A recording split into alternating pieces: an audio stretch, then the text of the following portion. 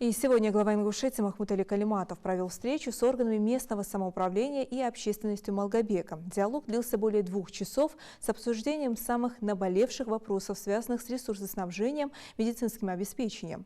На встрече обсуждали развитие промышленности, реализацию национальных проектов, в том числе успехи в сфере дорожного обновления, бюджет республики, предстоящие выборы президента страны и многое другое. Малгобек у нас около 40 тысяч проживает. Вот, город у нас славный, воинской славой город, и меч победы нам передавали сюда. Значимого город Дивоир, Малгобек. И как-то я, Бог да Болушхан, говорит, вот сюда редко приезжали, я, по-моему, часто приезжаю. Дороги очень были там, и не такие уж, как хотелось бы. Но по возможности, Горогос, Дабодр, Озы, Херсонская там была очень ужасное состояние. Да, Вежиир, Таводыш.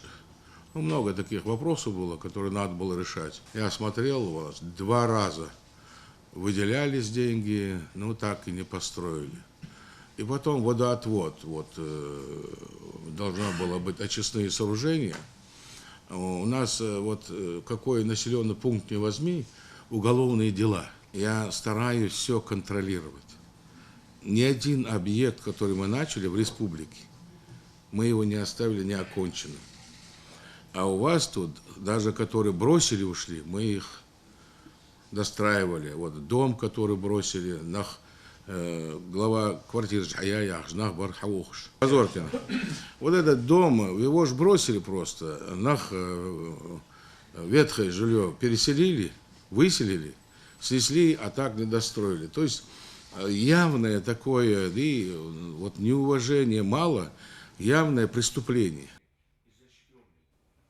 Жители Малгобека и Малгобекского района поделились с главой республики некоторыми проблемами в части ресурсоснабжения и касаемо условий трудоустройства и социальных объектов.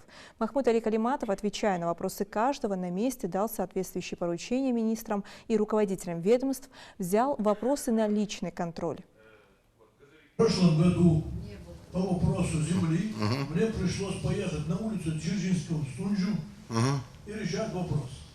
Почему? Я должен делать Сунжу, когда на Малгобеке налоговый стоит. Я понял. Я только скажу одно. Вот у нас прокурор.